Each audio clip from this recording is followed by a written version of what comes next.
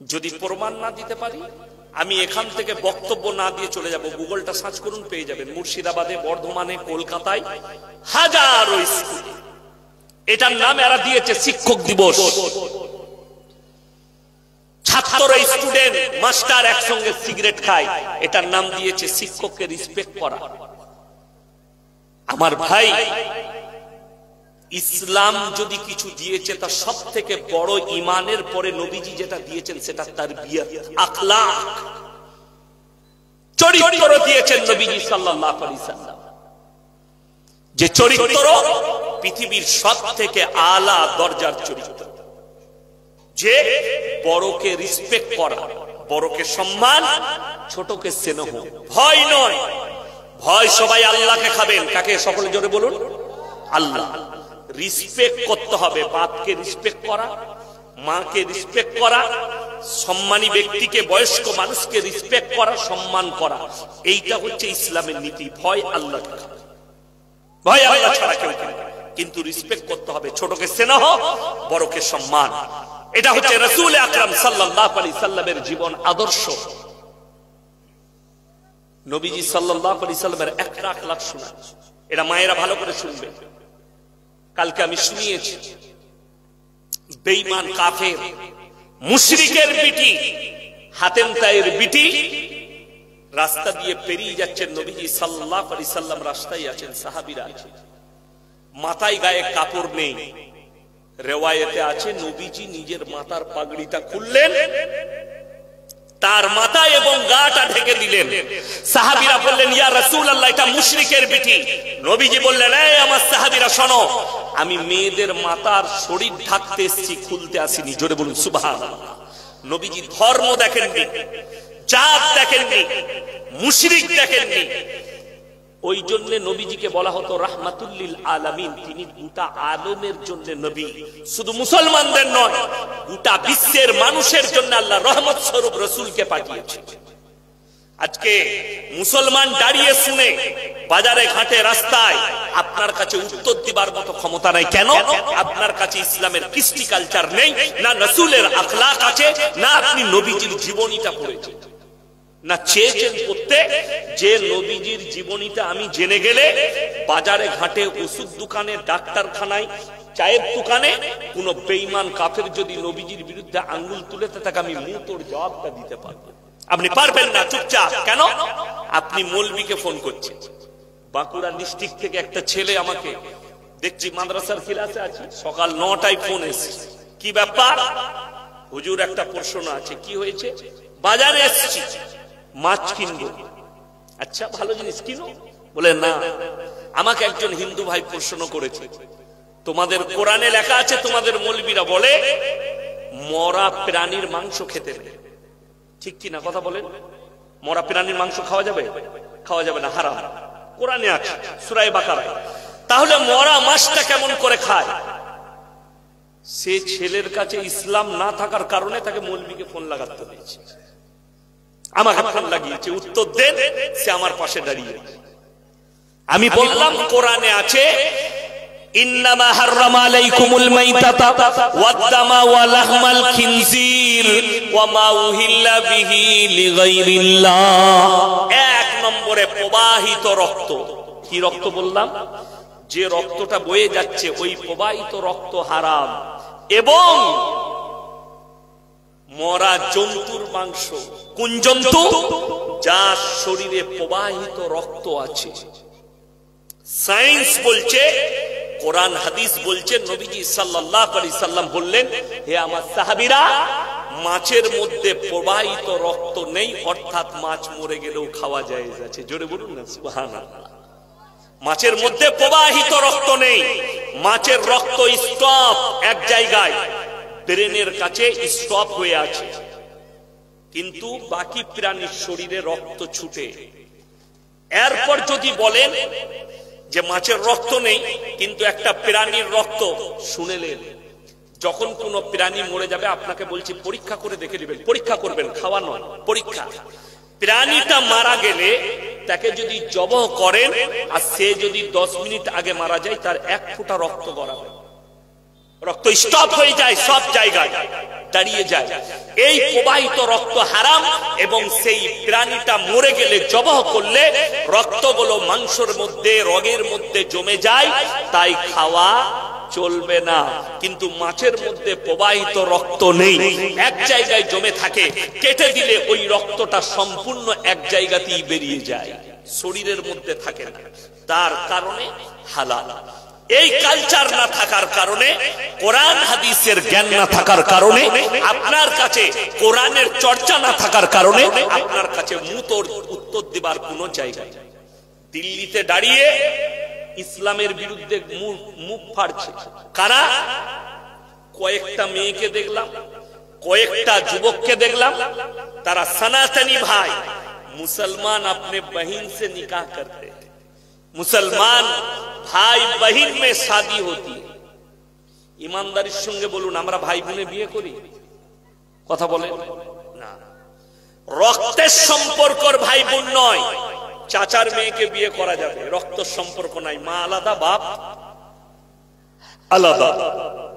মামাই তো বোনকে, ফুপুই তো বোনকে বিবাহ করা যাবে, রক্ত সম্পর্ক নাই। আল্লাহ কোরআনে রক্তের সম্পর্ক হারাম।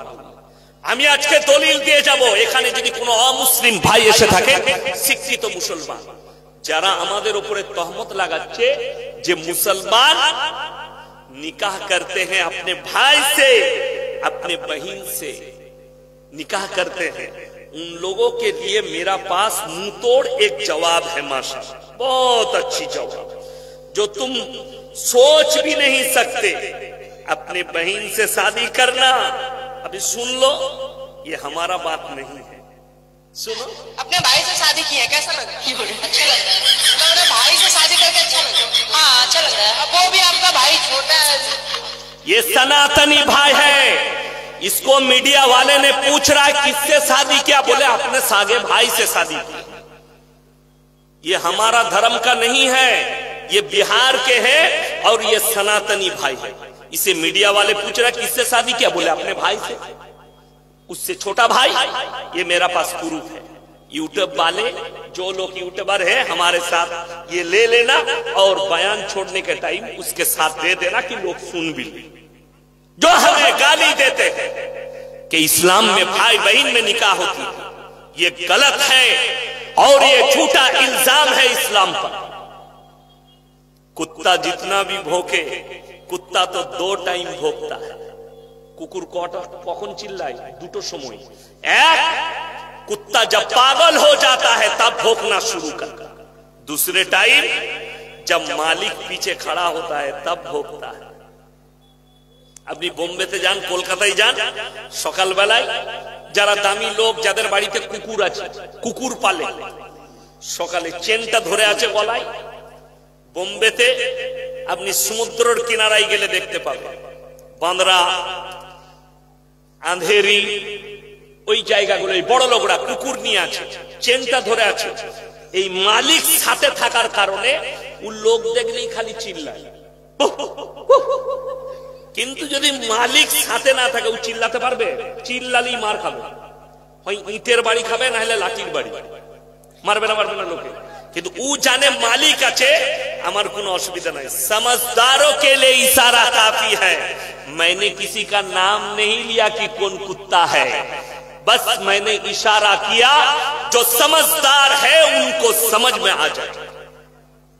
বড় কষ্ট লাগে আজকে। হে আমার যুবক, হে আমার ভাইরা, সবাই নিয়ত করুন আমরা ইসলামিক কৃষ্টি কালচারে ঢুকে আসবো, বলুন ইনশাআল্লাহ। কালমার উপরে দাঁড়িয়ে যান, মুসলমান যুবক, ইমানের উপরে টিকে যান। আল্লাহর কসম খেয়ে বলছি, বেঈমানের চাকা আল্লাহ বেঈমানের দিকে ঘুরিয়ে দেবে। তা না হলে ইতিহাস তুলে দেখো, ইসলামের 313 জন সাহাবী একদিকে আর 1000-এর বেশি বেঈমান কাফের একদিকে। আল্লাহ সাহাবীদিকে কামিয়াবি লাভ করিয়েছেন খালি একটাই কারণে, আল্লাহর উপরে প্রকৃত বিশ্বাস এনে যুদ্ধের ময়দানে নেমে যে আল্লাহ তাদেরকে কামিয়াবি দিয়েছে। জোরে বলুন সুবহানাল্লাহ। আর আমাদের দেশের মুসলমান মনে মনে ভাবছে, আরে ইসলাম মিটে যাবে, কোরআন মিটে যাবে। কেন? কয়েকজন এই কদিন আগে মিঠুন চক্রবর্তী বলেছে कोलकाता ना कोথায় दाड़िए के मुर्शिदाबाद डिस्ट्रिक्ट में एक नेता है, उसने कहा था कि मुसलमान 70% है और हिंदू 30% है। तो उन्हीं बोलचे 21% 70% मुसलमान को काट कर गंगा में नहीं डालेंगे, वो हमारा पवित्र माँ है, उनको उनके घर में डाल देंगे। दुखेर विषय আমি একটু আগেই বললাম, কুকুরের মিসাল দিলাম। তিনি চিল্লাচ্ছেন, अरे मेरे दोस्त स्कूल में गए हैं कभी? हमारे रसूल का अखलाक तो एक मर्तबा पढ़ लो मिठुन, तुमको पता चलेगा। सुने लेन हे मुसलमान, नबीजी सल्लल्लाहु अलैहि वसल्लम আল্লাহ কোরআন পাঠিয়েছেন, হে আমার নবী তুমি বলে দাও তোমার উম্মতিকে তোমরা কারো দেবদেবীকে কারো ধর্মকে গালি দিও না, সে তোমার আল্লাহকে গালি দেবে, এটা কোরআন। তুমি তার দেবদেবীকে গালি দিও না, কিন্তু তারটাকে তুমি নিজের মনে করো না। আজকে বহু মুসলমান আমাদের মতো টুপি লাগিয়ে তারা মন্দিরের ফিতে কাটতে যাচ্ছে, পূজোর মণ্ডপের ফিতে কাটছে। উত্তর প্রদেশের লখনৌ একটা মসজিদের ইমাম সে গেছে রাম মন্দির উদ্বোধনে, তাকে যখন তার কওমের লোক মুসলমান জিজ্ঞেস করছে आप इमाम होकर आलिम होकर वहां पर कैसे गए? मैंने बोला कि वो लड्डू पीर है और वो लड्डू खाना बहुत पसंद करता, और वहां पे लड्डू बांटा गया था तो हजरत लड्डू खाने के लिए गए थे। बड़ो कष्ट लगे। তিনি কি বলছেন জানেন? कि अल्लाह के रसूल का हदीस है, देश से अपने देश से मोहब्बत करना।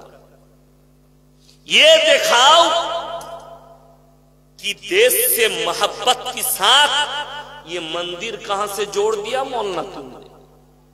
तुम तो लड्डू खाने वाला मौलवी हो, तुम तो जलेबी हो, तुमको जलेबी बहुत पसंद आती है।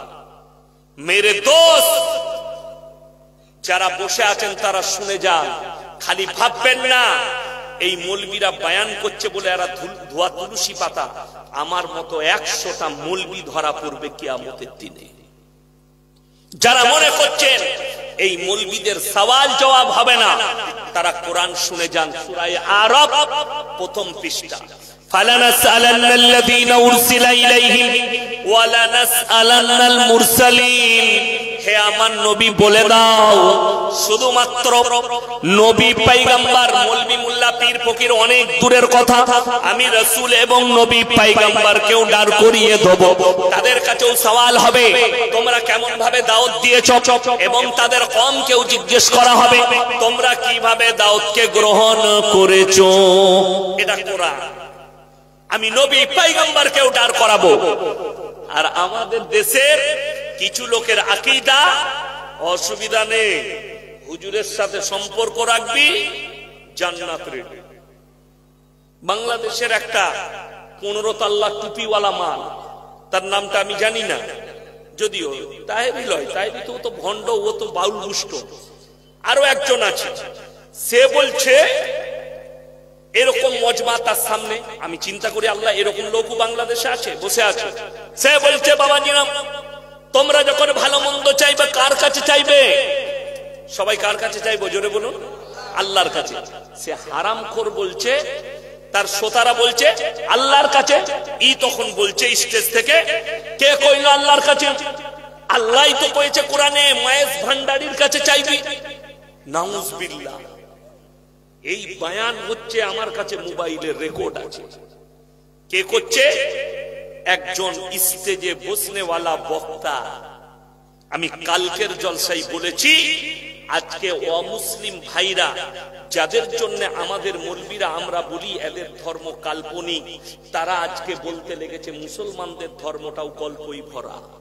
তার কারণ এই স্টেজের বক্তা, এই স্টেজের মৌলবী যা ইচ্ছা তাই বলে যাচ্ছে, ইসলামে যেগুলো নেই সেইগুলো নিয়ে গল্প বানিয়ে লোককে শোনাচ্ছে। এই কথাটা জানেন, সে ঈমান থেকে সঙ্গে সঙ্গে খারিজ হয়ে গেছে, বেঈমান হয়ে গেছে। এই কথাটা বলার কারণে তাকে কালমা পড়ে মুসলমান হতে হবে। তার আকীদা ঈমান দুটোই নষ্ট হয়ে গেছে। আল্লাহর কসম খেয়ে বলছে, আল্লাহ কোরআনে বলেছেন লা ইলাহা উলাই ওয়ালা ইলাহা, তোমরা দুটো নৌকায় পা দিও না, একটা নৌকায় সবাই আল্লাহর প্রতি প্রকৃত বিশ্বাস আনবো। জোরে বলুন ইনশাআল্লাহ। আল্লাহ ছাড়া ভালো মন্দ, কল্যাণ অকল্যাণ মালিক পৃথিবীতে আর কেউ নেই। বাকি যাদিকে দেখছেন এরা গায়রুল্লাহ।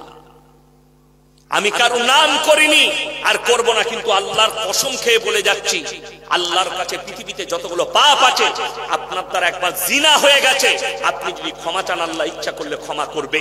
আপনি চুরি করেছেন, আল্লাহ ইচ্ছা করলে ক্ষমা করে দিবে। আপনি কারো ক্ষতি করেছেন, তার কাছে যদি ক্ষমা চেয়েলেন আল্লাহ ক্ষমা করে দিবেন। কিন্তু কেউ যদি জেনে বুঝে জিদ করে যদি আল্লাহর সঙ্গে শিরিক করে, সেই গুনাহ আমার আল্লাহ মাফ করবেন না। ওই বক্তব্যটা বার করুন।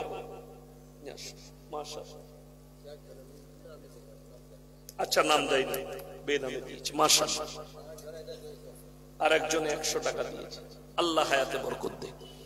তো শুনেলেন, এই বক্তায় কালকে যার কথা বললাম মারামারি করেছে, এই মুফতিটারই একটা বয়ান বার করলাম আমি ইউটিউব থেকে। ও নিজে বলছে, अरे फतवाए रिजविया में अहमद रजा बरेलवी ने लिखा, मजार में चादर चराना हराम है, चूमना हराम है, सिजदा करना हराम है, यहां तक के वहां पर औरत को जाना तो दूर, अगर नियत भी कर ले तो वो हराम है। ये हमारे मौलवियों का फतवा नहीं है, ये फतवाए रिजविया है। सुने ले, আমাকে গালি দেওয়ার আগে ফতোয়ায়ে রিজভিয়া পড়বেন, খণ্ড নম্বর 24, পৃষ্ঠা নম্বর 497, পাকিস্তানের করাচিতে ছাপা হয়েছে। আমার ভাই, অন্তরের অন্তরস্থল থেকে বলছি, আমি 1 সপ্তাহ আগে হাওড়া জেলা বাগনানে জলসা করেছি। সেইখানে বলে এসেছি যে কোন বাপের বেটা মৌলবি থাকলে এখানে এসো, আমার বাড়িতে ওসিয়তনামাটা লেখা আছে। কার? ফুরফুরার দাদা হুজুরের ওসিয়তনামা। সেইখানে স্পষ্ট লেখা আছে, মেয়েদের মাজারে যাওয়া হারাম, মেয়েদের মাজারে যাওয়া হারাম, মানুষের সিজদা করা হারাম, কবর চুমনা হারাম, কবরে ভালো মন্দ চাওয়া হারাম। বড় কষ্ট লাগে, দুঃখ লাগে, আজকে মুসলমানের আকীদা যে আল্লাহ ব্যতীত কবরের কাছে কিছু পাওয়া যায়। যে মানুষটা মরে থাকা বেঁচে থাকাকালীন কিছুই দিতে পারল না। আমি ইয়াসিন মাদ্রাসা চাঁদাই, বড় মাদ্রাসা, আমি লোকের কাছে চাঁদা করতে যাই, আর আমি মরে গেলে লোককে কি দেব? এটাই প্রশ্ন। আপনাদের উত্তর দিনাজপুর না কোথায়? কালিয়াগঞ্জটা কোন জেলা পড়ছে? উত্তর। আমি 3 মাস আগে, তখন আমার অতটা জলসা ছিল না, 3-4 মাস আগে কালিয়াগঞ্জ থানায় একটা জলসা করতে এসেছিলাম। তো ওই কালিয়াগঞ্জে জলসা করতে এসে রাস্তায় আসছি, আমাদের বর্ধমান থেকে আমার বাড়ি হয়ে বোলপুর, শান্তিনিকেতন বোলপুর, রেলের সাইডে রাস্তা আছে, ওই দিকেই যাতায়াত করি, শর্ট রাস্তা। আহমদপুর বলে এক জায়গা, আমার গাড়ি আটকালো রাস্তায় কিছু যুবক। আমি ড্রাইভারকে বললাম আমার দিকে পাঠাও। তারা এলো। কি হয়েছে বাবা? হুজুর, আমরা ওরস করছি, চাঁদা লাগবে। যারা চিনতে পেরেছে তারা সরে গেছে, 4-5 জন আমার কাছে দাঁড়িয়ে আছে, তারা চিনে না আমার। আমরা দুবো, আলহামদুলিল্লাহ, কোনো অসুবিধা নেই। কি হয় বাপ?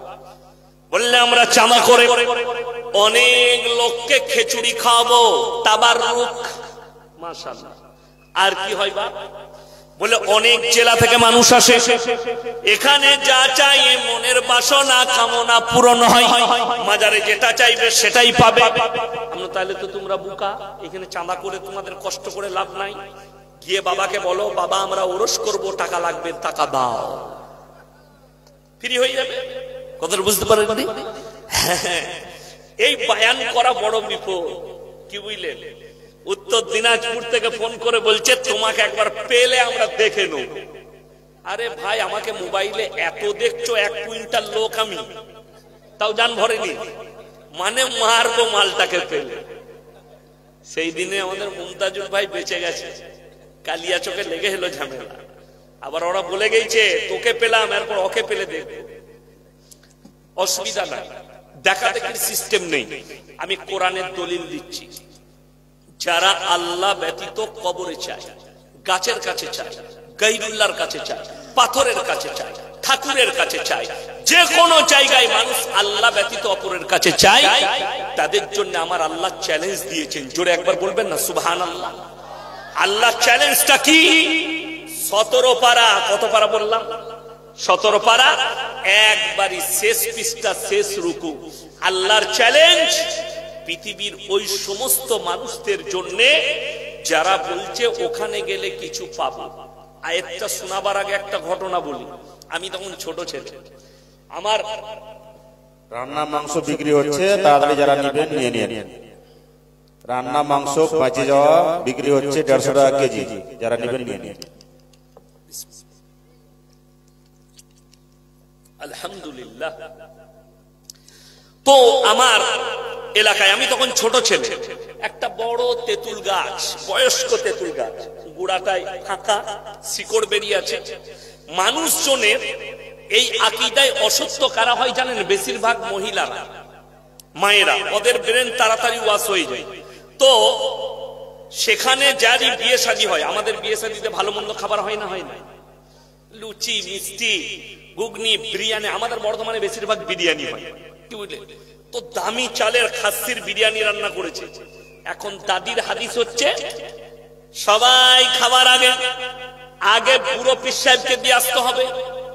প্লেটে করে নিয়ে গিয়ে গাছের তলায় দিয়েছে। কে খাবে? বলে বুড়ো পীর সাহেব আছে, উনি খাবে। ও চলে গেল, খাচ্ছে কুকুরে। কে খাচ্ছে?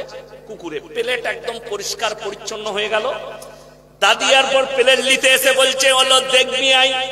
পীর সাহেব একদম সুন্নত আদায় করে খেয়েছে। আমরা হা দেখ, ও খেয়েছি। কুকুরটা পীরে খায় না। মানুষ মরে গেলে খায়? কথা বলে না। খাবার কোনো যোগ্যতা থাকে? থাকে না। মানুষের আকীদা পীর সাহেব খায়। ওই জন্য চিন্নি দেয়, ওই জন্য মুরগি দেয়, ছাগল দেয়। বড় কষ্ট লাগে, দুঃখ লাগে। কোরআনটা শুনেলেন, ইয়া আইয়ুহান নাসু যুরিবা মাসালুন ফাসতামিউ লাহ ইন্নাল্লাযীনা তাদউনা মিন দুনিল্লাহি লান ইয়াখলুকু দুবাবান ওয়ালা বিজতামাউ লাহ ওয়া ইয়াসলুবুহুমুদ দুবাবু শাইআন লা ইস্তানকিদুহু মিন। হে আমার নবী, পৃথিবীর মানুষকে বলে দাও, তোমরা যাদের কাছে আল্লাহ ব্যতীত ভালো মন্দ চাও, তারা একটা মাছি পর্যন্ত সৃষ্টি করার ক্ষমতা রাখে না। মাছি সৃষ্টি অনেক দূরের কথা। তাদের প্লেট থেকে যদি মাছি কোনো জিনিস ছিনিয়ে নিয়ে যায়, সেটা উদ্ধার করার মতো ক্ষমতা নাই। তারা হচ্ছে শক্তিহীন, আর আমি আল্লাহ হচ্ছি শক্তিশালী। জোরে বলুন সুবহানাল্লাহ। এটা কোরআন। আর কোরআনকে যে অস্বীকার করবে সে মুমিন থাকবে? থাকবে না। খুব সুন্দর ভাবে আমার আব্বাজিকে ইনারা চিনবেন। 80 বছর বয়স হয়েছে। কত বললাম? 80 বছর। উনি তখন অনেক জলসা করেছেন বাসে, ট্রেনে এসে। উত্তর দিনাজপুর, দক্ষিণ দিনাজপুর, মালদা, মুর্শিদাবাদ। তখন বক্তা গোলাম মুর্তজা সাহেব, আমার আব্বাজি, আব্দুল্লাহ সালাফি সাহেব, আরো সব এইদিকে ছিলেন বয়স্ক বয়স্ক। তো আমার আব্বাজি যদি এখন বলে, বাপ ইয়াসিন, আমার বয়স হয়ে গেছে, আমি যদি মারা যাই তো আমার কবরটা পানির মধ্যেখানে নদীতে দিবি। দামোদর নদীটা আমার ঘরের কাছে। তো আপনাদের কি মনে হয়, আমার যদি সুস্থ ব্রেন থাকে, আমার বাপের কবরটা পানির মধ্যেখানে দেবো, নদীর মধ্যেখানে? আচ্ছা, কোন সুস্থ মস্তিষ্কের মানুষ এই কাজ করবে? কোরআনে আছে, শুনে যান। আপনারও বাপ বয়স্ক হবে, আপনিও একদিন বুড়ো হবেন, আপনার মাও একদিন বয়স্ক হবে। কোরআনে আছে, মানুষ বৃদ্ধ হলে খেয়ে বলে খাই নাই, শুয়ে বলে শুই নাই, মাঝে মাঝে ভুল বকে। এটা হচ্ছে মানুষের জীবন দশা আল্লাহ বর্ণনা করেছেন কোরআনে। তো আমাকে ভাবতে হবে, আমার আব্বাজি হয়তো ভুল বকছেন। আমার আব্বাজির জানাজাটা তুলে নিয়ে গিয়ে লাশটা আমাকে কবরস্থানে দাফন করতে হবে, ঠিক কিনা? কথা বলেন। নদীর মধ্যেখানে লয়। আমি খালি অবাক হয়, হাজী আলী বাবার কবরটা পানির মধ্যেখানে মুম্বাই। কোন পাগল ছাগলে দিল কবরটা? কথাটা বুঝতে পারেননি? অর্থাৎ সেখানে কোনো মাজারি নাই, কবর নাই, মালটা ফাঁকা। যদি বলেন দলিল লব, বাপের বেটা হলে আমার গাড়িতে চাপেন, আপনাকে আমি আবার পরশু চাঁচল আসবো, আপনাকে নিয়ে এসে আমি রবিবার চাঁচল আসবো, আপনাকে নামিয়ে দেব। আর আমি মাদ্রাসার খানা খাওয়াবো না, আমার বাড়িতে খানা খাবো। যেটা খাবেন, ইলিশ মাছ খাইয়ে দেবো, ফ্রিজে আছে। কি বুঝলেন? যদি বলেন দেশি মুরগি খাইয়ে দেবো, পুকুরে 3 রকম মাছ আছে, আপনাকেই ধরা করাবো, দিয়ে খাইয়ে দেবো, অসুবিধা নাই। কিন্তু আপনাকে একটা ঠোস দলিল দেব, আমি হচ্ছি সেইখানে বিচারক, দুটো দল দুদিকে বসে আছে, থানায় বিচার করছি, আমাকে ডেকেছেন যে হুজুর আপনি বড়বাবু বলছেন, হক আর না হকটা বলবেন। দুইজন বসে আছে, আমি বললাম বাবা, একজন বলছে ওরস করবো আর একজন বলছে করতে দেবো না। যে করতে দেবো না বলছে জায়গা কিন্তু তার বাপের, জায়গা কার? তার বাপের, সে করতে দিবে না, সে অ্যাকচুয়ালি আমার দলের লোক। তো আমি কিন্তু এখানে নিউট্রাল লোক। আমি বললাম বাবা তুমি করতে দিবে না কেন? সে উত্তর দিলে হুজুর জায়গাটা আমার বাপের, ওখানে আমি করতে দেবো না। গেল। আমি তাকে বললাম দুজনাই শুনো, ইসলাম সত্যের উপরে টিকে আছে না মিথ্যার উপরে? সবাই বলুন তো আপনারা। সত্যের উপরে। তাকে আমি বললাম তুমি যে কবরটাই ওরস করবে বাবার, কোন বাবা শুয়ে আছে? বিশ্বাস করুন এই কোরআন আছে, এই কোরআন মাজিদ আছে আমার কাছে, এই কোরআন মাজিদটা হাতে করে বলছি, সেই ভণ্ড আমাকে উত্তর দিচ্ছে যে আমার মাজারে কোনো লোক শুয়ে নাই, কোনো বাবা নাই, আমি পাথর চাবড়ি থেকে মাটি এনে মাজার তৈরি করেছি। আল্লাহর কসম খেয়ে বলছি এই উত্তরটা সেই হারামখোর দিল। আমি বললাম তুমি এক্ষুনি বললে ইসলাম সত্যের উপরে টিকে আছে, অথচ তোমার কবরটা মিথ্যা, মানুষকে ধোঁকা দিচ্ছ, অর্থাৎ কবরটা গুঁড়িয়ে দিতে হবে, ভেঙে দিতে হবে। তার ভণ্ডামি শেষ, বললে বন্ধ। থানাওয়ালা বললে কিচ্ছু করতে পারবে না, আল্লাহর কৃপায় বন্ধ হয়ে গেল। জোরে বলুন না সুবহানাল্লাহ। কষ্টের বিষয় হচ্ছে, আপনারা বলুন হযরতে হোসেন রাদিয়াল্লাহু তাআলা আনহু কোথায় শহীদ হয়েছেন? করণদিঘিতে? তবে গঙ্গারামপুরে? কথা বলে না কোথায়? ইরাকে কারবালায়। কারবালাটা কোথায় আছে? ইরাকে। কিন্তু অবাক হবেন, তার মঞ্জিল মাটি হচ্ছে করণদিঘিতে, তার মঞ্জিল মাটি হচ্ছে গঙ্গারামপুরে, তার মঞ্জিল মাটি হচ্ছে ইসলামপুরে, তার মঞ্জিল মাটি হচ্ছে বহরমপুরে, তার মঞ্জিল মাটি হচ্ছে বর্ধমানে, তার মঞ্জিল মাটি হচ্ছে খড়গপুরে, তার মঞ্জিল মাটি হচ্ছে কলকাতায়, তার মঞ্জিল মাটি হচ্ছে 2 পরগনায়, তার মঞ্জিল মাটি হচ্ছে বাঁকুড়ায়, তার মঞ্জিল মাটি হচ্ছে পুরুলিয়ায়, তার মঞ্জিল মাটি বাংলাদেশ, তার মঞ্জিল মাটি পাকিস্তান। গোটা পৃথিবীতে মঞ্জিল মাটি হচ্ছে, কবর কিন্তু লোকটার একটাই, কিন্তু এরা মিথ্যা কবর তৈরি করেছে। ফতোয়ায়ে রিজভিয়া খণ্ড নম্বর 24 পৃষ্ঠা নম্বর 497, আহমদ রাজা বেরেলভী তিনি লিখছেন মিথ্যা কবর তৈরি করে, মিথ্যা মাজার তৈরি করে, হযরতে হোসেনের নামে আপনার তাজিয়া বানানো, মাতম করা, লাঠি খেলা, ফাতিয়া করা, মঞ্জিল মাটি করা হারাম। এটা আহমদ রাজা বেরেলভী ফতোয়ায়ে রিজভিয়ায় নিজে লিখেছে। অথচ আমাদের দেশে, আমার বর্ধমানে একজন বলছে, ইয়াসিন ভাই তোমরা মৌলবীরা কি ইমানদার হতে পেরেছো? আমি বললাম কেন ভাই, ইমান তো সেরকম নাই, বলো কি হয়েছে? বললে মুর্শিদাবাদ থেকে এমন একজন আল্লাহর ওলি এসেছেন, সে আগুনের ওপরে মুসল্লা বিছিয়ে নামাজ পড়ছে। যা বুঝে কর। আপনি পড়েছেন কোনদিন আগুনের ওপরে? আমাদের মৌলবীরা পড়েছে? আমি তো জীবনে পড়ি না, আর পারবো না পড়তে। কষ্টের বিষয়। তাকে আমি বললাম রাগ করবি না, আমি উত্তর দিই। বলে হ্যাঁ বলো। আমি বললাম মুসল্লা আগুনের ওপরে বিছিয়ে নামাজ তখন পড়া যায় যখন গাঁজা আর মদ খাওয়া যায় তখন। ভালো মানুষ কিন্তু মসজিদে আল্লাহর ঘরে নামাজ পড়বে, নিরালায় তাহাজ্জুদের নামাজ পড়বে। বড় কষ্ট লাগে, তারা এমনি নামাজ পড়ে না। কিন্তু যেমন আমাদের যুবকদের মধ্যে কিছু ছেলে আছে 5 ওয়াক্তের নামাজ পড়ে না, কিন্তু কোন ভণ্ডর কাছে শুনেছে জানি না, বিয়ে করতে যাচ্ছে, এইখান থেকে বিয়ে করতে গেছে হাড় ভাঙায়, গ্রামে ঢুকি বলছে মসজিদ খান কোথায় আছে, মানে ও 2 রাকাত নামাজ পড়বে। কি বুঝলেন? হুজুর বলে দিয়েছে, ঢুকে উজু করে আর নামাজের পরে দোয়া করছে, আল্লাহ আমার বউ যেন ভালো হয়, আল্লাহ আমার বউ যেন আমাকে ভালোবাসে। তারপরে হারামখোর জোহরের সময় মাঠে বিড়ি খাচ্ছে, আর নাই নামাজ পড়বে না। যা বুঝে 2 রাকাত নফল নিয়ে করবি কি, ফরজ নাই। কথাটা বুঝতে পারেন? এই হচ্ছে সমাজের হাল। যদি বিশ্বাস না হয়, আমার আব্বার নম্বরটা জোগাড় করে নেন ইউটিউব থেকে, ফেসবুক থেকে। আমরা বাপ বেটা জলসাই গেছি বর্তমানে দক্ষিণ দামোদরে, একই স্টেজে জলসা বাপ বেটা। মাগরিবের নামাজ পড়লাম বাপ বেটা মসজিদে, মসজিদের পাশে শেওড়া গাছ ঘেরা আছে, গাছতলায় এক ভণ্ড তাবিজ লিখছে বসে। জামাতে নামাজ হচ্ছে, নামাজের পরে আমি ইমামকে জিজ্ঞেস করলাম, হুজুর নামাজ পড়বে না? বলে না, হুজুরের নামাজ মুখস্থ, মনে মনে নামাজ পড়ে। আমি তোর হুজুরের বীজ মারবো আজকে। তো জলসায় আমি ওইখান থেকেই শুরু করেছি। একজন এসে কানে কানে বলছে, হুজুর ঝামেলা হবে। আমি বুঝবো ঝামেলা, তাকে দিয়ে স্টেজ, সে যদি ঝামেলা করে।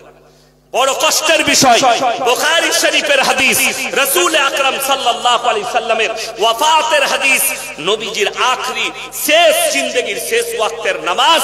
দুজন সাহাবীর কাঁধে হাত রাখলেন, মসজিদে নববীতে দাঁড় করালেন। নবীজি সাল্লাল্লাহু আলাইহি সাল্লাম নামাজ আদায় করলেন। ওই অসুস্থ অবস্থায় নবীজির নামাজ মাফ হয়নি, আর হারামখোর বলছে আমি মারিফত পেয়েছি, নামাজ মাফ হয়েছে। এদিকে ঝাঁটা মারার লোক আছে, বেহুশ না হওয়া পর্যন্ত নামাজ মাফ নেই। আর লেখেলেন, সে মৌলবি হোক, পীর হোক, আর মুহাদ্দিস হোক, আর ডাক্তার হোক, প্রফেসর হোক, ইঞ্জিনিয়ার হোক, পৃথিবীর রাজা বাদশাহ হোক, যার নামাজ নাই, রাসূল বলেছেন তার মধ্যে ইসলাম নেই, তার ইসলাম নেই। বীরভূম থেকে আমাকে ফোন করে বলছে, হে মৌলবি, তুমি বলেছো পীর মানা যাবে না। আমাকে বললে তুমি বাড়িতে দুতলায় চাপো না? বলে হ্যাঁ, আমার বাড়ি দুতলা, দুতলায় চাপি আমি, দুতলার উপরে। কি দিয়ে চাপো? আমি বললাম সিঁড়ি দিয়ে। বলে তুমি সিঁড়ি দিয়ে যেমন বাড়িতে চাপো দুতলায়, পীর ধরতে গেলে এরকম সিঁড়ি লাগবে, তবে তুমি আল্লাহকে পাবে। আল্লাহকে পেতে গেলে পীর ধরে ধরে যেতে হবে। আমি তাকে বললাম, আমার বাড়িতে যদি লিফট থাকে তো আমি কি চাপবো? কথাটা বুঝতে পারিসনি? যার বাড়িতে লিফট আছে সে সিঁড়িতে চাপবে না লিফটে? লিফটে চাপবে তো আমি সুইচ মারবো, উপর দিকে চলে যাবো। আপনারা মনে করছেন আমি হাসি মজাক করছি? আল্লাহর কসম করে বলছি, যে ভণ্ডরা শুনবে, শোনো, আমি কোরআনের দলিল দিয়ে যাব। এটা তো আমি শুধু খালি মজাকের ছলে আপনাদেরকে নিয়ে যাচ্ছি, লাস্টে কোরআনের দলিল দেবো। একজন বলছে গাছে চাপলে কিসে চাপো? আমি ডাল ধরেই চাপি। আমরা সবাই ডাল ধরে চাপি না? চাপি না। সে আমাকে বলছে ডাল ধরে যেমন গাছে চাপতে হয়, পিন না ধরলে আল্লাহকে পাওয়া যাবে না। আমি এই বুকা, আমি যদি ডাব গাছে চাপি তা কি ধরবো? কথাটা বুঝতে পেরেছেন না পারেননি? এই ডাব গাছে চাপলে কি ডাল আছে? জড়িয়ে ধরে চাপতে হয়। তা আমি বললাম, তোর প্রত্যেকটা প্রশ্নের উত্তর আমার কাছে মুতর আছে। সে বললে কোরআনের দলিল দাও। আমি বললাম 21 পারা সূরা সিজদা। কত পারা বললাম? 21 পারা সূরা সিজদা। আচ্ছা আপনারা বলুন, কোন ছেলে কোন মেয়েকে প্রেম করলে কি বলে? হ্যালো, তুই বাস স্ট্যান্ডে আসবি, সবার সামনে তোকে আমি চিল্লিয়ে বলবো আই লাভ ইউ, এরকম কেউ বলে? কেউ বলবে না। প্রেম আর প্রেমিকা, তাদের যে মহব্বত, সেটা কোথায় জাহির করে? যখন সবাই ঘুমিয়ে যায়, রাত্রে আর কেউ জেগে নাই, বাপ মা সব পরিবার ঘুমিয়ে গেছে, প্রেমিক প্রেমিকের ঘরে, প্রেমিকা প্রেমিকের ঘরে দরজা লাগিয়ে রাতের বেলায় ফোনটা লাগাইছে 12টার সময়। হ্যালো, তোমাকে না পেলে আমি মরে যাবো, কিন্তু কবে বিয়ে করবে বলো, পালিয়ে যাবো। এই যে কান্না, এটাই কিন্তু অরিজিনাল প্রেম, ঠিক কিনা কথা বলে? এইটাই রিয়েল প্রেম। যদি বলেন তাহলে এর সঙ্গে আল্লাহর প্রেমের সম্পর্ক কি? কোরআন খুলেন, তাতাজাফা জুনুবুহুম আনিল মাদাজি ইয়াদউনা রাব্বাহুম খাওফাও ওয়া তামআ। হে আমার বিশ্বনবী, পৃথিবীর মানুষকে বলো, সবাই যখন পৃথিবীর নিরালায় চলে যাবে, যারা আমার সঙ্গে ডাইরেক্ট প্রেম করতে চায়, তারা তখন তাহাজ্জুদের নামাজে দাঁড়াবে আর আমার কাছে কান্নাকাটি করবে, ডাইরেক্ট আমার আল্লাহর সঙ্গে সম্পর্ক হবে। আসল কথা, আম মানুষকে ভুল ব্যাখ্যা শুনিয়েছে। কি শুনাই শুনেলেন? আমার মামাজিরা মায়েরা বোনেরা, ইন্না আউলিয়া আল্লাহি লা খাউফুন আলাইহিম ওয়া লা হুম ইয়াহজানুন। হে আমার ভাইয়েরা, তোমরা ওলির দামান ধরো। ওখানে ওলির দামান লেখা আছে, অপব্যাখ্যা। আর আল্লাহ কোরআনে বলছেন, ইন্না আউলিয়া আল্লাহি লা খাউফুন আলাইহিম ওয়া লা হুম ইয়াহজানুন। আউলিয়া শব্দের অর্থ হচ্ছে আল্লাহর বন্ধু। যারা আল্লাহর বন্ধু হবে তাদের দুনিয়া এবং পরকাল কোনো জায়গাতে ভয় নেই। সেই আউলিয়াটা আমিও হতে পারি, আল্লাহর বন্ধু আপনিও হতে পারেন, সাধারণ হতে পারে, হাজী সাহেব হতে পারে, মৌলভী হতে পারে, মোল্লা হতে পারে। যে কেউ আল্লাহর বন্ধু হবে তার জন্য দুনিয়া এবং পরকালে কোন রকমের ভয় নেই। হাজী সাহেব কে আছেন এখানে? হজ করে এসেছেন কেউ আছে? কেউ নাই। আপনাদের মধ্যে হাজী সাহেব কেউ আছে? নাই। মক্কা থেকে মদিনা 470 কিলোমিটার রাস্তা। কত বললাম? কথা বলেন কত? 470। একটাও মাজার নেই। আমার বাড়ি থেকে এখানে 378 কিলোমিটার রাস্তা, 378,000-এর বেশি মাজার আছে। আর বিশ্বাস করুন, ওহুদের প্রান্তরে 70 জন সাহাবীর কবর, যারা যুদ্ধের ময়দানে শহীদ হয়েছে, লোহার ব্যারিকেড দিয়ে কবরগুলো ঘেরা আছে। সেখানে যে সাহাবী শুয়ে নেই, রাসূল আকরাম সাল্লাল্লাহু আলাইহি সাল্লামের চাচা যান হযরতে আমির হামজা রাদিয়াল্লাহু তাআলা আনহু শুয়ে আছেন, যার বুকটা চিড়ে কলিজা ঠাট্টা বার করে চিবিয়ে খেয়েছিল হিন্দা। আল্লাহ তাকেও ঈমান দান করেছিলেন। এরকম সাহাবীর মাজার নাই। হযরতে শোয়েবা, লুতবা, উসমানে গনি, বড় বড় সাহাবীদের মাজার নেই। আর মক্কা থেকে মদিনা এত কবরস্থান, এত কবর, একটাও মাজার নেই। অবাক হবে, ভারতের একজন আলেমের কবর ওখানে আছে জান্নাতুল বাকিতে, তারও মাজার নেই। আমি যখন উত্তরপ্রদেশে থাকি তখন আমি শুনেছিলাম, তিনি হচ্ছে আমার আব্বাজির শেখ, তো নামটা আমি ভুলে যাচ্ছি উনার, যাই হোক, তিনি শুয়ে আছেন, মাজার না। আর আমি খালি চিন্তা করি, আপনি খুঁজে বেড়ান, একটা আমাদের মৌলবীর কবর আপনি রেল লাইনের ধারে পাবেন না, রাস্তার ধারে পাবেন না। আমি খালি চিন্তা করি, দিল্লি কেউ গেছেন? পুরনো দিল্লি, দিল্লির প্ল্যাটফর্মের মধ্যখানে মাজার আছে, দেখেছেন? মাজার আছে মধ্যখানে। আল্লাহ, মরণ হলোটা এইখানে মরতে এলো। আপনি কলকাতা যান, বিদ্যাসাগর সেতুর ওপর দিয়ে যদি পার হন, যেমনি আপনি আপনার ধর্মতলার দিকে নামবেন, তলায়, ব্রিজের তলায় মাজার। যেমনি আপনি সলম মোড় থেকে ঢুকবেন, রোডের মধ্যখানে, আপনার সাঁতরাগাছি আসার আগে রোডের মধ্যখানে মাজার, হাই রোডের মধ্যখানে। কেন? আর আমাদের দেশের লরির ড্রাইভাররা, বাসের ড্রাইভাররা, হারামখোররা মদ ছাড়া আর কিছু খায় না। বেশিরভাগ ছেলে মদ গাঁজা খায়।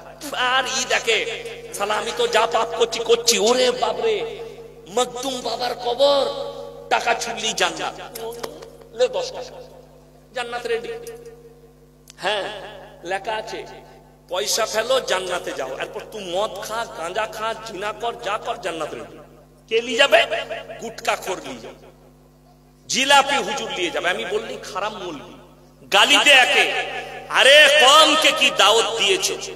বিনা নামাজে জান্নাতে নিয়ে যাবে, বিনা রোজাতে, বিনা দিনদারিতে।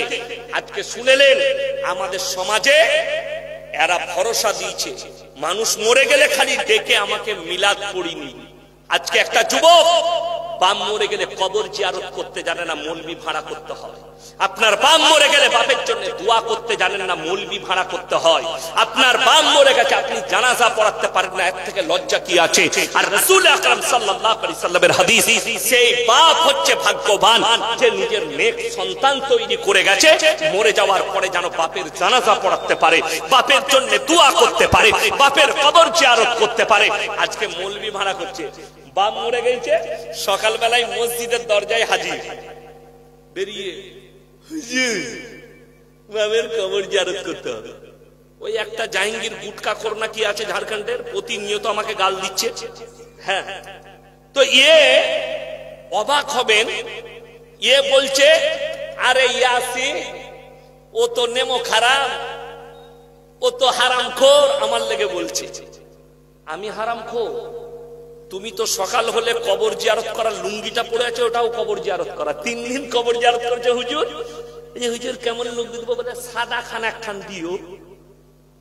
কবর জিয়ারত করার লুঙ্গি পড়ছিস, মিলাদ করা জামা পড়ছিস, লোকের ফাতেহা করা পাগড়ি টুপি পরছো, আর আল্লাহর কৃপায় আমার মাদ্রাসার কমিটির কাছে গিয়ে খুঁজলেন, আমরা বাপ বেটা আজ পর্যন্ত মাদ্রাসায় খানা খাই না, বাড়িতে খানা খাই, মাদ্রাসায় ক্লাস করি।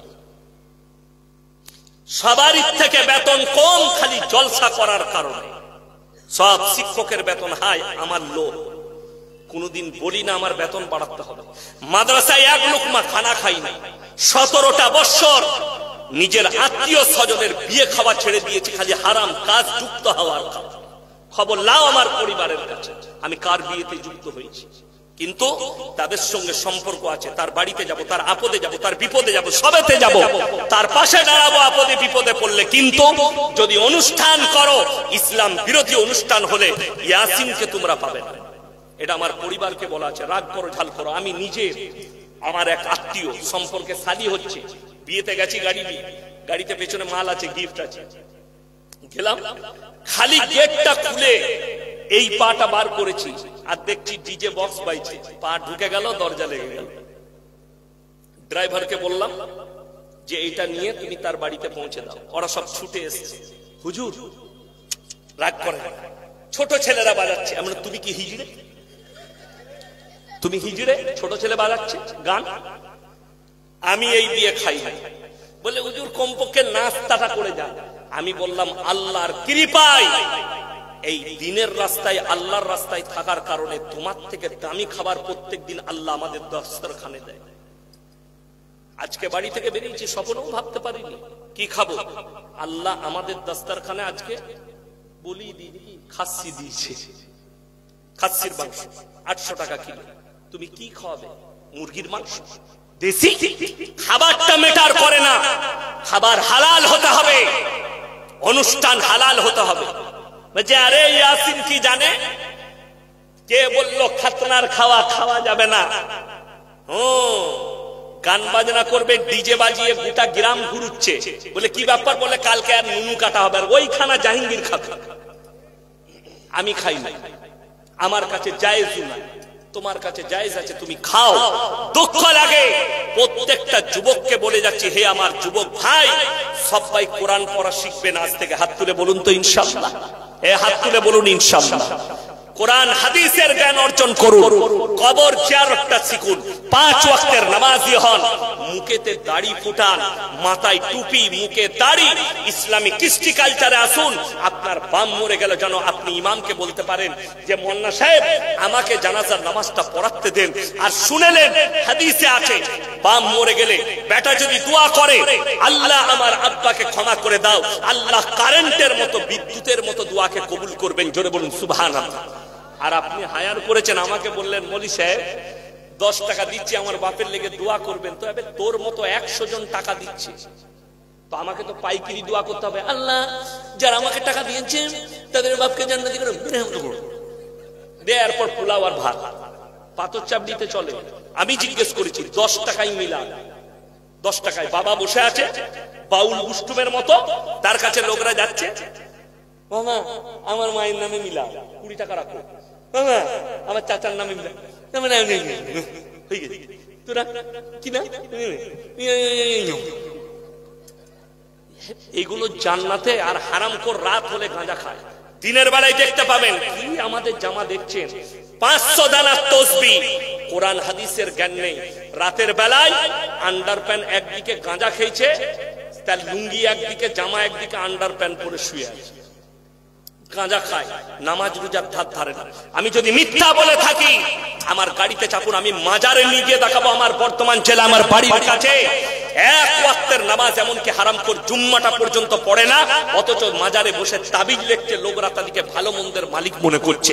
একজনের হাত পা 2 প্যারালাইসিস, কি বললাম, হাত পা 2টোই প্যারালাইসিস, লড়তে পারে না। সে আবার লোকের রোগ ভালো করছে কি করে? ফুঁক দিয়ে। আর হারামখোর বিড়ি খাচ্ছে, তো ওর একটা লোক আছে সে বিড়িটা ধরিয়ে খাইয়ে দিচ্ছে। বিড়িখোর কখনো লোকের উপকার করে? আল্লাহু আকবার। সমাজের হাল কোথায় গেল? ইসলামকে মাজাক বানিয়ে রেখে দিয়েছে। মক্কা থেকে মদিনা শুনেলেন, হে মুসলমান ভাই, যদি কবরে চাদর চড়ানো জায়েজ হতো, রাসূল আকরাম সাল্লাল্লাহু আলাইহি সাল্লামের কবরটা আসমান পর্যন্ত হিরে মতি মুক্ত চাদরে ঢেকে যেত। রাসূলের কবরে জায়েজ নেই, পৃথিবীর আর কোন মৌলবি মুল্লা পীর ফকিরের কবরের জন্য জায়েজ হতে পারে না। আল্লাহ নবীর কবরে ভালো মন্দ চাইতে পাবে না, পৃথিবীর আর কারোর কবরে ভালো মন্দ চাওয়া যাবে না। আল্লাহ নবীর কবরে সিজদা নেই, পৃথিবীর আর কোন মৌলবি মুল্লা পীর ফকিরের কবরে সিজদা চলবে না। সবথেকে দুঃখের বিষয়, আপনি রাসূলকে নয়, আপনি শয়তানকে অনুসরণ করেছেন।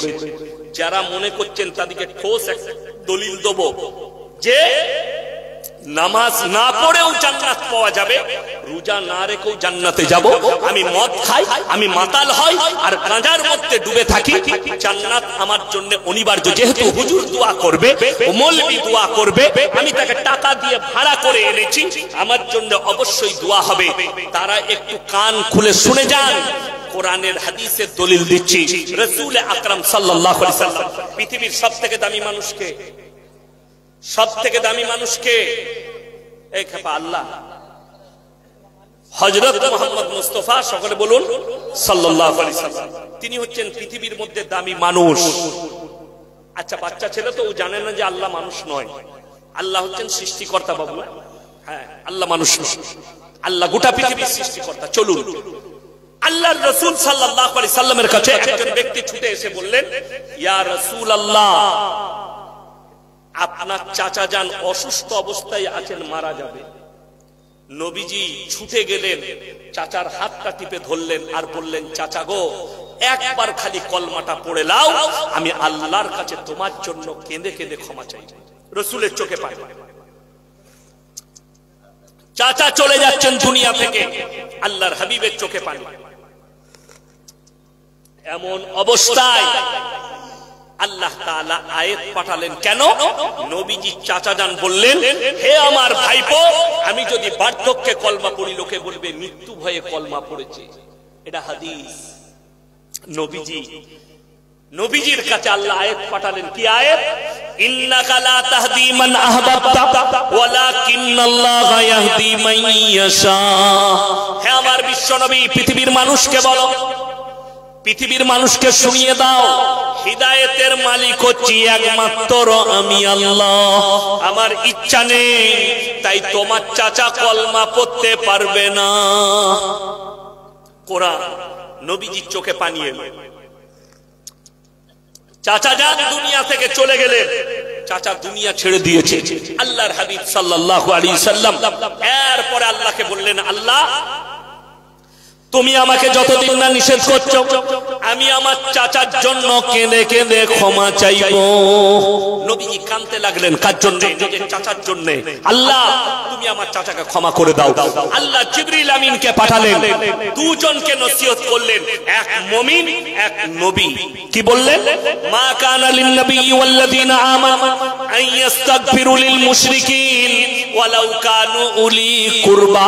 হে আমার নবী এবং মুমিনরা শোনো, যারা বেঈমান কাফের হয়ে মুশরিক হয়ে মারা গেছে, তাদের জন্য দোয়া করতে পাবে না, যদিও তারা তোমাদের নিকটতম আত্মীয় হয়। মদের ভাটিতে জীবন কাটিয়ে মারা গেছে, জীবনে আল্লাহ আল্লাহ রাসূলের নাম লাইনি। ঈদের দিনে লাফালাফি কারা বেশি করে? জীবনে যারা কোনোদিন নামাজ পড়ে না, খালি ঈদ আর বাকরা ঈদ পড়ে। আমি বর্ধমানে এক জায়গায় নামাজ পড়াই, 15-20টা গ্রাম নামাজ পড়ে। একজন কানে কানে বলছে, হুজুর নিয়তটা একটু বলে দিবেন। আমি নিয়ত নিয়ে কি করবি? বুঝে কেন? আমি দরুদ শরীফটা জানিস না? সানা জি না, তসবিহ জি না, ও কিচ্ছু জানে না, খালি বলছে নিয়তটা বলে দাও, ফাটাফাটি করে দেবো। ঈদের দিনে তোয়ালি শ্বশুর দিয়েছে, তোয়ালিও শ্বশুরের, লুঙ্গিও শ্বশুরের, আন্ডার প্যান্ট শ্বশুরের, জামাটাও শ্বশুরের। ইয়ে হযরত সাথে জীবনে নামাজ পড়ে না। আমাদের দেশে 3টে কোয়ালিটির নামাজি আছে। কটা বললাম বাবা? 3টে। এক হচ্ছে ঈদ বাকরা ঈদের নামাজি, 2 হচ্ছে জুম্মার, আর 3 হচ্ছে 5 ওয়াক্তের নামাজ। এখন যারা নামাজ একদমই পড়ে না, ও ঈদ বকরা ঈদ পড়ে না, এরকম লোক আছে না? নাই, আমাদের দেশে আছে। ও ঈদ বকরা ঈদ পড়ে না, কিন্তু কি বলে জানেন? এসব মৌলবীরা যখন বলে, ইমাম সাহেব বলে, ভাই নামাজ পড়ো না কেন, নামাজটা পড়ো কেন, উত্তর দেয়, নামাজ না পড়তে পারি মৌলী সাহেব, কিন্তু আমার মতো ভালো লোক গ্রামে পাবেন না আপনি। এরকম মাল আছে না? না, গাদা আছে দোকানে, ফুটানি গাদা। নামাজ না পড়তে পারি, কিন্তু আমার মতো ভালো লোক পাবেন না। তারা কান খুলে শুনে যান, চোখে পানি আসবে, আল্লাহর কসম করে বলছে এটা কোরআন। সবাই হাত তুলে বলুন নামাজ কেউ ছাড়বো না ইনশাআল্লাহ। জোরে বলুন ইনশাআল্লাহ। মা বোন ভাই সকলে নামাজি হন, নামাজি। শুনেলেন কিয়ামতের দিনে যারা বলছে আমরা নামাজ না পড়তে পারি আমরা ভালো লোক, মহিলারা শুনবেন, ছেলেরা শুনবেন। অনেক মেয়ে বলে বোন আমি নামাজ রোজা করি না, কিন্তু তোদের মতো আমি খারাপ নয়, আমি ভালো মেয়ে। তারাও শুনো, কিয়ামতের দিনে দুটো রাস্তা, একদিকে জান্নাতীরা প্রবেশ করবে আর একটা রাস্তায় জাহান্নামীরা যাবে। জান্নাতীরা জাহান্নামী দিয়ে ওকে প্রশ্ন ছুড়ে দিবে, ফি জান্নাতি ইয়াতাসাআলুনা আনিল মুজরিমিনা মা সালাকাকুম ফি সাকার। তোমরা কেন জাহান্নামে যাচ্ছ? তোমরা বলতে আমরা ভালো লোক, আজকে কেন জাহান্নামে গেলে? তখন তারা উত্তর দেবে নাম্বার 1, ক্বালু লাম নাকু মিনাল মুসাল্লিন, আমরা নামাজি মুসল্লিদের মধ্যে ছিলাম না। এটা নাম্বার 1 তাদের উত্তর হবে, আমরা নামাজিদের মধ্যে মুসল্লিদের মধ্যে ছিলাম না, আল্লাহ আমাদেরকে জাহান্নামের রাস্তায় পাঠিয়েছে। ওয়ালাম নাকু নুতিমুল মিসকিন, এবং আমরা মিসকিনকে খানা খাওয়াইতাম না, গরিবকে খানা খাওয়াইতাম না, তাই আল্লাহ আমাদেরকে জাহান্নামে পাঠিয়েছেন। ওয়া কুননা নাখুদু মাল খায়দিন, এটা বড় ভাইটাল আয়াত, মারাত্মক ভাইটাল। কি? দাড়ি টুপি নামাজি মুসল্লিদিকে দেখে হাসি ঠাট্টা বিদ্রুপ করত আর তাদের সঙ্গে সাই দিতাম, তাই আল্লাহ আমাদেরকে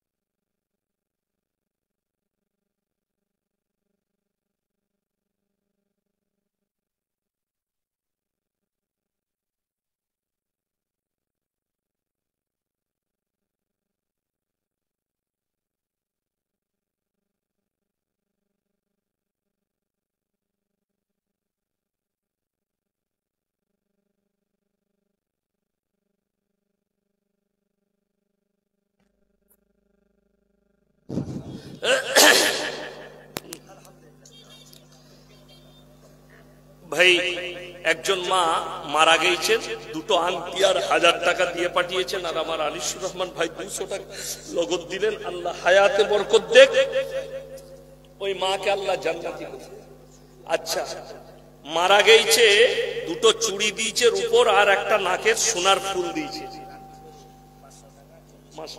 রাফিকুল ভাই 500 টাকা 40 কিলো দেন, আল্লাহ দানকে কবুল। লাল বানু 500 টাকা, 1 বস্তা সিমেন্ট। মাশাআল্লাহ আমার ভাই। তো অনেক মানুষ আছে তাদের মনে মনে হয় যে একটা ছেলে নামাজি হয়েছে, হঠাৎ নামাজি নিয়ে আসে। কি নাম? আব্দুর রশিদ ভাই মা বাবার নামে দিয়েছে, আল্লাহ আপনার মা বাবাকে জান্নাতি করুক। মাশাআল্লাহ। এই ওই ওই যেটা বেরিয়ে গেছে ওটা পকেটে ভরতে নাই, খেপা দা, শুধু শুধু পকেটে ঘুরিয়ে পড়ছে। যাও, তোমার লেগে দোয়া। বিয়ে হয়েছে, নতুন হয়েছে, তাহলে 20 টাকাটা তোমার শাশুড়ির নাম না। আমার আব্বার একটা বয়ান শুনেছেন, যতদিন শাশুড়ি আছে ততদিন দেশি মুরগি আছে, শাশুড়ি নাই দেশি মুরগি নাই। এটা আমার আব্বার বয়ান। কি বুঝলেন? মানে শাশুড়ি যদি না থাকে, শালারা থাকে, সেলজ থাকে, যদি বলে যাচ্ছি, বলে ভাই তোমার লেগে খালি দেশি মুরগিটা ধরতে গেলে উড়ে পালিয়ে গেল ভাই। মাশাআল্লাহ, কি নাম বাবু? রবিউল ভাই, 300 টাকা। মাশাআল্লাহ। আচ্ছা সবাই নিয়ত করুন তো, আমরা আজ থেকে নামাজ ছাড়বো না। জোরে বলুন ইনশাআল্লাহ। নামাজ কেউ ছাড়বেন না। এতিম মিসকিন যদি হাত পাতে, এবং আপনারা শিরক থেকে বাঁচবেন, আপনার আত্মীয় স্বজনকে বাঁচাবেন। জোরে বলুন ইনশাআল্লাহ। অবশ্যই বাঁচাবেন। একজন আমাকে বলছে, হুজুর আমার শালা আপনাকে খুব গালি দেয়। আমি বললাম ওটা গালি নয়, তুমি রাগ করো না, ওটা আমার জন্য দোয়া। বলে আপনাকে আমি জান দিয়ে ভালোবাসি। আমি বললাম তোমার মহব্বত জায়েজ, তোমার শালার গালি দেওয়াটা জায়েজ। তোমার শালা যদি গালি দেয় তাকে বলবে কালিয়া চোখে, আমি তাকে বলবো ওটাই ইয়াসিন সাহেবের জন্য দোয়া। আমার মন থেকে দোয়া রইল, আল্লাহ হিদায়েত দে। আমি আপনাদেরকে বলে যাই, হে আমার যুবক, তোমরা আমার বয়ান শুনে যদি আমাকে মহব্বত করো, আমার বদলা লিবার জন্য কোনো মৌলবীকে ফেসবুক হোয়াটসঅ্যাপে গালি দিবেন না, ফোন করে গালি দিবেন না। বুখারী শরীফের হাদিস, যারা অশ্লীল ভাষা ব্যবহার করে গালিগালাজ দেয়, এটা মুনাফিকদের একটা আলামত। এরপরে লাস্টে 3টে কথা আপনাদেরকে বলবো। কোরআনে আছে, মানুষ 3টে লোক যদি মানুষের কাছে হাত পেতে ফেলে, তাদের হাতকে জীবনে ফিরিও না। আপনি 10টা টাকা যদি কেউ কি দান করতে পারেন, তা মনে মনে করবেন, মাদ্রাসায় হোক, মসজিদে হোক, ভিক্ষুককে হোক, আল্লাহ তুমি আমাকে দেনেওয়ালা বানিয়েছো, আমাকে হাত পাতনেওয়ালা বানাও। কেঁদে বলবেন আল্লাহর কাছে, আল্লাহ তোমার ঘরে 10 টাকা দান করেছি, তুমি আমাকে দেনেওয়ালা বানিয়েছো, আমাকে চাহনেওয়ালা বানাও। কত লোক রাস্তায় ঘুরছে। কোরআনে আছে, ওয়া আতিদাল কুরবা, তোমার কাছের গরীব যদি হাত পাতে তাদের হাতকে ফিরিও না। ওয়াল ইয়াতামা ওয়াল মাসাকিন, তোমরা প্রথমে দেখবে এতিম আর মিসকিন কে আছে তোমার বাড়ির কাছে। এতিম আর মিসকিন, সে যদি হাত পাতে তাদের হাতকে ফিরিও না। ওয়াবনাস সাবিলি ওয়ালা তুবাদদির তাবদীরা, আর দেখবে মুসাফিরকে তোমার কাছে হাত পেতেছে, তাদের হাতকে ফিরিও না। আজকের এই মজমায় সবথেকে বড় মুসাফিরকে কথা বলে না, আমি 380 কিলোমিটার 79 কিলোমিটার এসেছি। আমার বাবাজিরা, আমি আবার অতটাই রাস্তা যাব, আপনাদের লেগে দোয়া করব, আল্লাহ আপনাদের জানে মালে ইজ্জতে বরকত দেখ, কারোবারে বরকত দেখ। আমি আপনাদের কাছে অনেক দিয়েছেন, আমি চাইব, আমি খালি কোরআনের পারা কটা বাবা, 30টা যুবক, 30টা ভাই 500 করে টাকা আমার হাতে দেন, আমি জান ভরে দোয়া করব। লগত যদি না থাকে ফোন পেতে দেন, নাহলে নামটা লিখে দেন, কালকে পরশু দিবেন।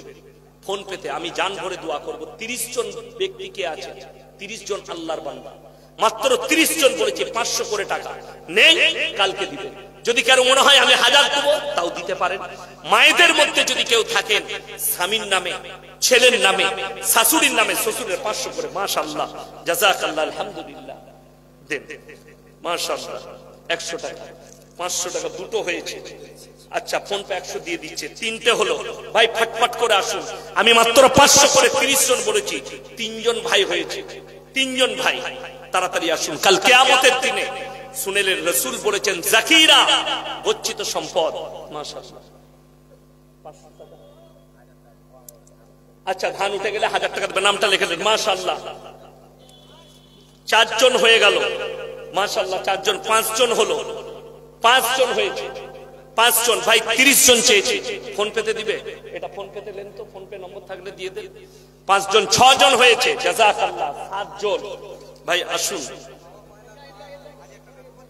আচ্ছা, সকালে দিয়ে দিবে বাবা মায়ের নামে 1000 টাকা, 6 জন, মাশাআল্লাহ, 7 জন, 8 জন, মাশাআল্লাহ, কত আছে গো, 250, 7 জন হয়েছে, দিয়ে শুভ, মাশাআল্লাহ, আমার ভাই নিয়ে এসো, জাযাকাল্লাহ, আলহামদুলিল্লাহ, আল্লাহ তোমার হায়াতে বরকত দেয়।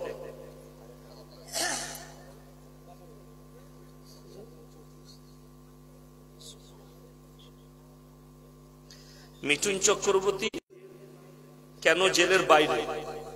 তুমি তোমার দিদিকে প্রশ্ন করো কি, মমতা দিদিকে, আমি উত্তর দিতে পারবো না। আমার ভাই জেল দিবার কাজটা আমাদের মৌলবীদের লয়, প্রশাসনের। তার নামে কেস কারা করেছে না করেছে আমি খালি এতটুকু বলতে পারবো, আল্লাহ তাকে হিদায়েত দেখ। ইসলামকে মিটাতে চাই, আল্লাহ তার তকদিরে হিদায়েত লেখা থাকলে হিদায়েত দাও, তা না হলে আল্লাহ তাকে মুছে দাও। বলুন আমিন। আল্লাহ তাকে পদভ্রষ্ট করে তাকে পৃথিবী মানচিত্র থেকে মুছে দাও। আর বাংলাদেশ আলেমদের উপরে অত্যাচার বহু কথা বলে দিয়েছি, ওয়াজ শুনতে হবে না, যা হবার হয়ে গেছে। রান্না ভাত আল্লাহ খেতে দেয় নাই, আমাদের দেশি আছে, ওকে থাকতে দাও। কথা বুঝতে পারেননি? আছে আমাদের দেশি, তো ওনাকে থাকতে দেন, অসুবিধা নাই। এখন যদি আমার বাড়িতে দাওয়াত লাইতে, আমি একদিন দাওয়াত করবো না, মাশাআল্লাহ। যদি উনি বলেন ইয়াসিন সাহেবের বাড়িতে একদিন খাবো, একদিন নয়। আমার বাড়িতে 3টে রুম আছে, একটা রুম উনাকে ছেড়ে দেবো, মাঝখানে রাখবো। কি বুঝলেন আমার ভাই? আর কে আছেন? আমি 3টে 4টা 5টা 6টা 7টা ওই 8টার মতো হয়েছে, 9টার মতো, 9টা হয়েছে। আচ্ছা আমি 30 জন চেয়েছি। আচ্ছা আর একজন ভাই দেন তো, আমি গজল শোনাবো। 500 টাকা নগদ যদি দেয় আমি গজল বলবো। গজল তো তাহিরি শুনেছে, আমি ওইসব জিকির আমি জানি না। আমি একটা জলসায় বলেছি, ওদের জিকির আলাদা। আবার একটা নতুন বেরিয়েছে, উগান্ডার মতো কালো টুপি পরে, দেখেছেন? দেখেছেন? আমি খালি চিন্তা করি, আল্লাহ এগুলো জিকির না এগুলো মানুষকে ইসলামের মাজাক করা? মাশাআল্লাহ। আরো একজন ভাই 10 জন দিয়ে দিয়েছে। আমি গজল শোনাবো একটা শর্তে, আপনারা আসবেন, এইখানে টাকা ধরিয়ে দেন, আমার কোলে টাকা দিবেন, আমি গজল পড়বো। 10 টাকা 5 টাকা 1 টাকা 2 টাকা 5 টাকা দিবেন তো? দিবেন তো? যদি দেন তাহলে উঠেন, আমার এখানে টাকা ফেলবেন, আমি ইনশাআল্লাহ। মাশাআল্লাহ। এই দেখেন 11টা হয়ে গেছে।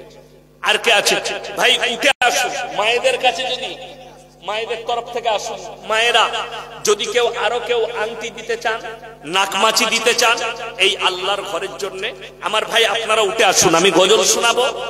10 20 5 50 100 500 যে যা পারবেন আমার এই আঁচলে ফেলে দিয়ে যান। আমি এই আল্লাহর ঘরের জন্য আপনাদের কাছে ভিক্ষা চাইছি।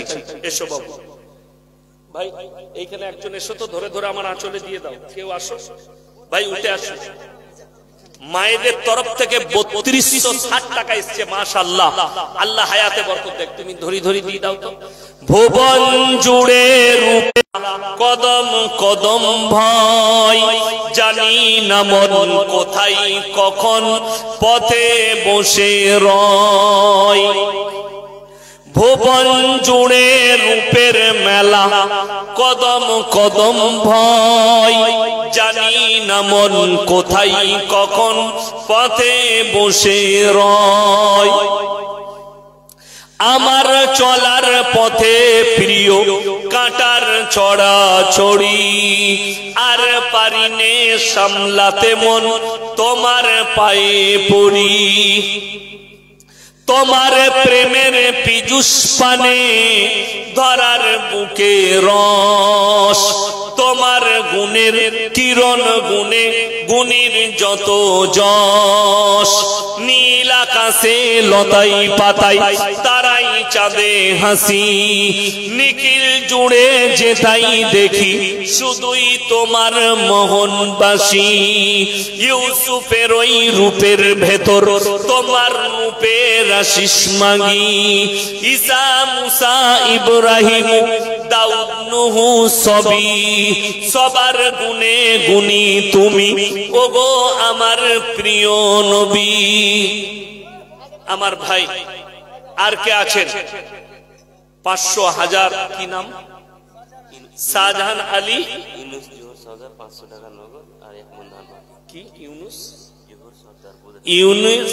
জোহর সর্দার, তিনি 500 টাকা নগদ আর 1 মণ দান বাকি। মাশাআল্লাহ, আল্লাহ দানকে কবুল করুক, নেক নিয়তকে আল্লাহ পুরো করুক। কারোবার আল্লাহ বরকত দেখ, এখানে দাও। রুজি রোজগারে আল্লাহ বরকত দেখ, হায়াতে আল্লাহ বরকত দেখ, আল্লাহ তাআলা জানে মালে ইজ্জতে বরকত দেখ। আমার ভাই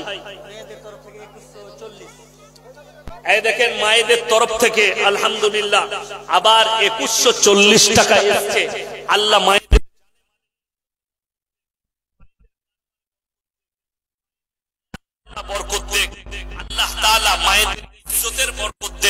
ইজ্জতের হেফাজত করুক। আমার ভাই আর কে আছেন? আমার কোন আল্লাহর বান্দা আছেন ইনশাআল্লাহ? কে আছেন আমার মা বোনেদের মধ্যে? আমি বলবো শেষ সময়ে যদি কোনো মা থাকেন হাতের বালা কিংবা আপনার নাকমাটি যদি নিতে চান এই মসজিদ আল্লাহর ঘরের জন্য, আল্লাহর দ্বীনের খাতিরে। আচ্ছা আচ্ছা, মাশাআল্লাহ। মায়েদের তরফ থেকে আরো ধান, সিমেন্ট ইত্যাদি ইত্যাদি অনেক কিছু এসেছে। আল্লাহ তাআলা যারা হাত বাড়িয়েছেন এই মসজিদের জন্য, আল্লাহ তাদের হাত বাড়ানোকে কবুল করে নেন। আজকে রাত্রিক আল্লাহ কবুল করুক। এই মসজিদের সেক্রেটারি, কেসিআর, যত মেম্বার আছেন, জিম্মেদার আছেন, আল্লাহ সকলকে কবুল করে নেন। এই জলসা কমিটিকে আল্লাহ কবুল করে নেন। এই জলসাকে আল্লাহ কবুল করুক। আর দোয়া করবেন, আমি দোয়া দিই আমার এই জলসার সভাপতি সাহেবের আল্লাহ হায়াতে বরকত, আল্লাহ ইলমে বরকত দেখ। আল্লাহ আমাদের কওমের কাছ থেকে বদদিনীকে সরিয়ে দাও, শিরক বিদআত থেকে আল্লাহ কওমকে হেফাজত করো। আল্লাহ তাআলা আমাদের সমস্ত ভারতের মধ্যে যত শিরক আর বিদআত আছে আল্লাহ তুমি উচ্ছেদ করে দাও। যারা শিরকে ডুবে আছে আল্লাহ হিদায়াত প্রাপ্ত করো। আল্লাহ তাআলা এই মসজিদ, যে মসজিদের জন্য আমরা হাত পেতেছি, এই মসজিদকে তুমি দিন দুগুনি রাত চৌগুনি তারাক্কি দান করো। এই মসজিদের যত আশু কাজ আছে আল্লাহ তুমি তোমার গায়েবী মদদের দ্বারা পূরণ করে দাও। আমিন সুম্মা আমিন।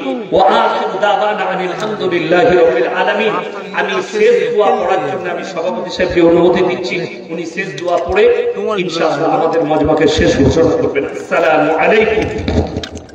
ওয়ালাইকুম আসসালাম ওয়া রাহমাতুল্লাহি ওয়া বারাকাতুহু। আমাদের মধ্যে যে বিভিন্ন রকমের শিরক বিদআত খারাপাত প্রচলিত রয়েছে, তাদের সেই বিদআত খারাপাতগুলোকে নিষ্কাশন করার জন্য আমাদের সামনে বক্তৃতা পেশ করলেন আজকে প্রধান বক্তা হযরত শেখ কারি মোহাম্মদ ইয়াসিন হাফিজাহুল্লাহ।